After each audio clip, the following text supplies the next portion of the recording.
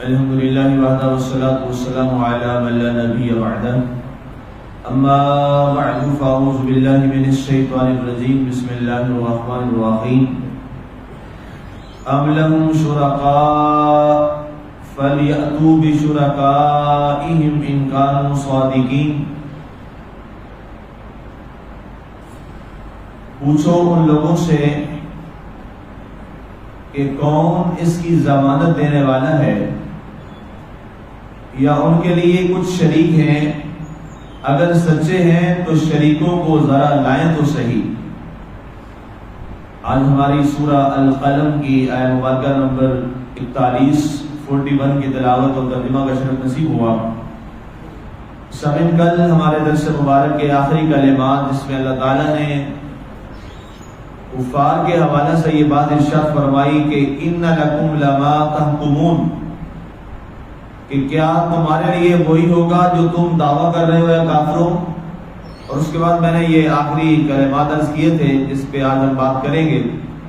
سلہم ایہم بذالک زعیم، کہ اے نبی صلی اللہ علیہ وآلہ وسلم ان سے سوال کیجیے اور ان سے پوچھئے کہ کیا یہ بات کر رہے ہیں کہ قیامت والے دن جو مسلمان اور یہ کافر ایک برابر ایک سب میں کھڑے ہو جائیں گے اور ان کا فیصلہ ایک جیسا ہو جائے گا، یا ان کے پاس کوئی ضمانت دینے والا ہے، یا انہوں نے کسی سے کوئی ضمانت نہیں رکھی ہے، جو یہ اتنا بڑا دعویٰ کر رہے ہیں کہ اس روز مسلمان اور کافر اور یہ بت پرست لوگ جو ہیں یہ برابر ہو جائیں گے۔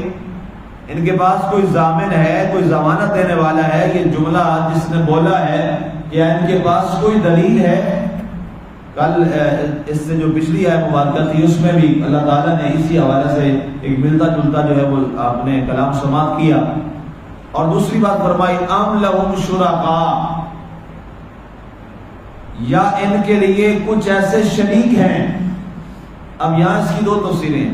نمبر 1، پہلی تفسیر مفسرین نے یہ لکھی کہ چونکہ یہ لوگ اللہ تعالیٰ کے برابر بتوں کو اپنا نعوذ باللہ خدا مانتے تھے اور ان سے اپنی امیدیں وابستہ کرتے تھے، ان سے اپنی تمام تمناؤں اور خواہشات کو پورا ہونے کی ناجائز اور غلط امید رکھتے تھے کہ یہ جو اللہ کے مقابلے میں انہوں نے اپنے نعوذ باللہ جھوٹے خدا بنا رکھے ہیں، یہ شریک ان کی امیدوں کو پورا کریں گے۔ نمبر 1۔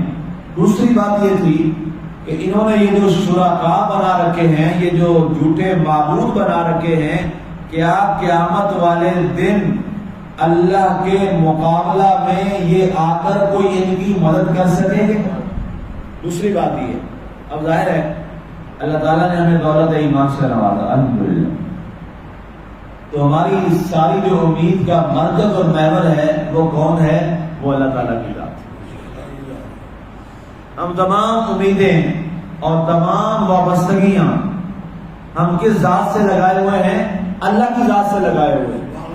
انسان جب بھی کسی مایوسی کے عالم میں ہوتا ہے، پریشانی کے عالم میں ہوتا ہے یا تکلیف کے عالم میں ہوتا ہے تو وہ اپنے معبود برحق اپنے رب کو ہی یاد کرتا ہے، کیونکہ اللہ تعالیٰ کی ذات ہی وہ عظیم ذات ہے کہ جس سے ساری امیدیں ہماری وابستہ ہیں، اور وہی دروازہ ہے جہاں سے کبھی انسان کو دھتکارا نہیں جاتا۔ وہی ایک دروازہ ہے کہ اس پر انسان جب بھی آ جائے، جس حالت میں بھی آ جائے اور لوٹ کر واپس اپنے خدا کی طرف آ جائے تو اللہ تعالیٰ اس کے سابقہ برے اعمال کو نہیں دیکھتا۔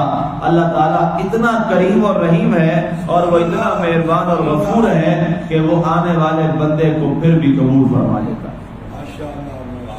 تو اب جیسے ہماری یہ امیدیں وابستہ ہیں اپنے مالک سے، اور یہی امید ہم وابستہ کیے ہوئے ہیں اپنے مالک اور خالق سے قیامت والے روز کہ اللہ تعالیٰ، ہم گناہگار ضرور ہیں لیکن اللہ تعالیٰ اپنے کرم کے صدقے اس دن ہم پہ کرم فرما دے گا۔ یہ ہم سارے امید لیے ہوئے ہیں اور امید ہونی چاہیے۔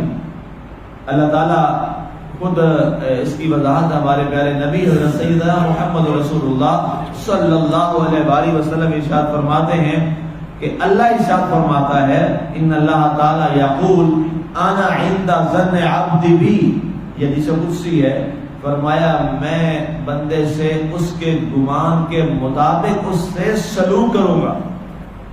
سوال کیا گیا یا رسول اللہ صلی اللہ علیہ وآلہ وسلم، اللہ تعالیٰ کا یہ فرمانا کہ انا عند ظن عبدی بی، میں بندے سے جو اس کا گمان ہے میرے بارے میں اس کے مطابق اس سے پیش آؤں گا، اس کا کیا مطلب ہے؟ آپ علیہ الصلوۃ والسلام نے ارشاد فرمایا اللہ تعالیٰ یہ فرما رہا ہے کہ اگر کوئی شخص دنیا میں مجھے غفور اور رحیم سمجھتا تھا، مجھے خالق و مالک اور رازق اور رحمان سمجھتا تھا کہ اللہ بڑا مہربان ہے، وہ کرم فرمانے والا ہے، بخشنے والا ہے، مہربان ہے، اور ہمیشہ اس کا یہی نظریہ ہوتا تھا، تو فرمایا قیامت والے دن جب وہ مجھ سے ملے گا تو میں اس سے مہربان ہو کر ہی ملوں گا۔ اور نعوذ باللہ اگر کوئی شخص اللہ کے بارے یہی سوچتا تھا کہ اللہ بڑا قہار ہے، اللہ بڑا جبار ہے، اللہ تعالیٰ بڑا عذاب دینے والا ہے، اور ہر لمحہ وہ اللہ تعالیٰ کی ان سختیوں کا ہی ذکر کرتا تھا، کبھی اللہ کی رحمت کا ذکر نہیں کرتا تھا، تو اللہ فرماتا ہے جب میں اس سے ملوں گا قیامت والے دن تو میں اس کے ساتھ جبار بن کر ہی پیش آؤں گا، کیونکہ اس نے ساری زندگی سوچا ہی میرے بارے یہی ہے کہ میں شاید جبار ہی ہوں، میں شاید قہار ہی ہوں۔ فرمایا جبار اور قہار میں جن کے ساتھ ہوں وہ انہی کے ساتھ ہوں، وہ کافروں کے ساتھ، مشرکوں کے ساتھ، نافرمانوں کے ساتھ، لیکن جو فرما بردار بندے ہیں ان کے ساتھ تو میں رحمان اور رحیم بن کے ہی پیش آؤں۔ اس بنیاد پر دوسری تفسیر یہ ہے فَلْيَأْتُوا بِشُرَكَائِهِمْ إِن كَانُوا صَادِقِينَ، اگر یہ سمجھتے ہیں کہ جن شریکوں کو، جن اللہ کے مقابلے ان جھوٹے خداؤں کو یہ اپنا معبود مانتے ہیں کہ قیامت والے دن یہ ان کے شریک آ جائیں گے اور ان سے یہ امیدیں وابستہ کیے ہوئے ہیں اور ان کی امیدوں کو وہ کل بر لائیں گے اور ان کی امیدوں کو وہ پورا کریں گے، اللہ نے فرمایا پھر لے آؤ اپنے شرکا۔ اب یہ کیا ہے؟ یہ توہین، ان کی توہین ہے اور ان کی اہانت کے لیے، کیونکہ اللہ کو پتہ ہے ان کی تو شریک کل کیا ہے، کچھ بھی نہیں۔ اللہ خود فرماتا ہے کہ اس دن وقودها الناس والحجارہ، یہ جہنم جو ہے اس کی آیت کا پیچھے تفصیل گزر چکی ہے، وقودها الناس والحجارہ، یہ جو جہنم اللہ تعالیٰ فرماتا ہے ہم نے بھڑکائی ہے، اس کا ایندھن کیا ہے؟ وہ پتھر ہیں جن کی عبادت کی جاتی ہے۔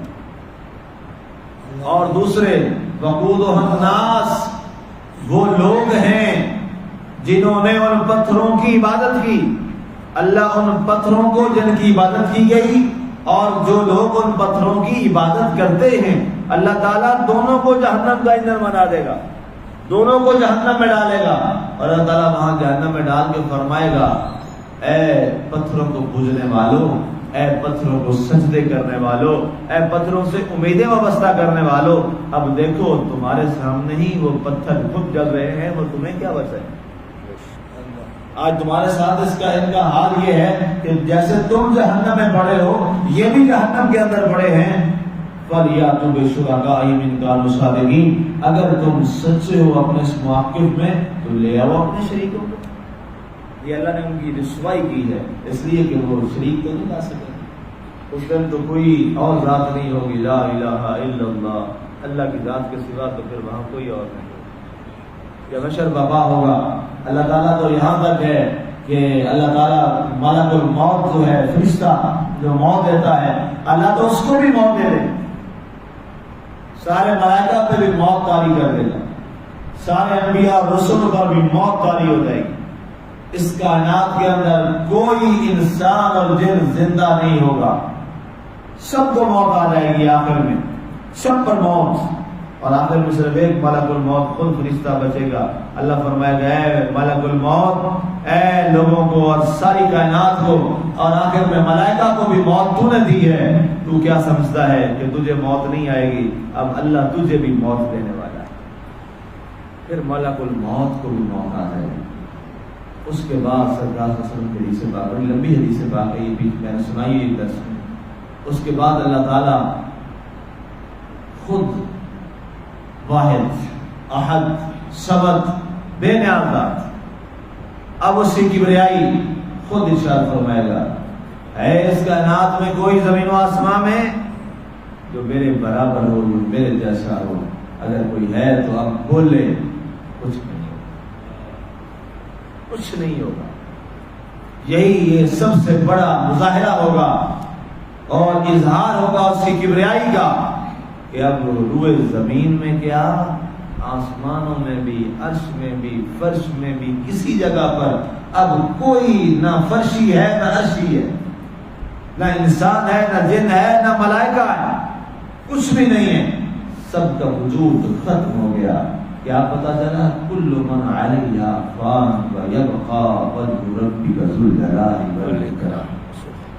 یہ اس کا مزہ ہے، فبأي آلاء ربکما تکذبان۔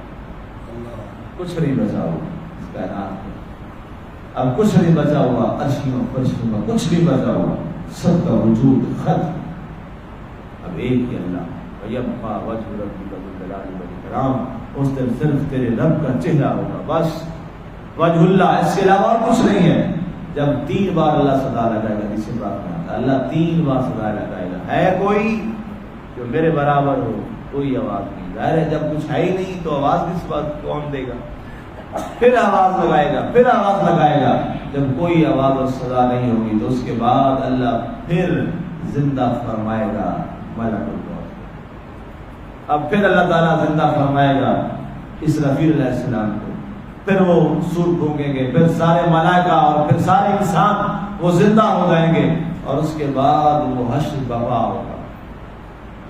تو بتانے کا مقصد یہ ہے، یہ منظر نامہ بیان کرنے کا مقصد یہ ہے کہ یہ جو ہیں یہ کہاں لائیں گے ان شریکوں کو، اور کہاں لائیں گے ان جھوٹے خداؤں کو، اور کہاں ان کی وہاں کوئی سنوائی ہوگی یا سنوائی ہوگی؟ کچھ بھی نہیں ہوگا۔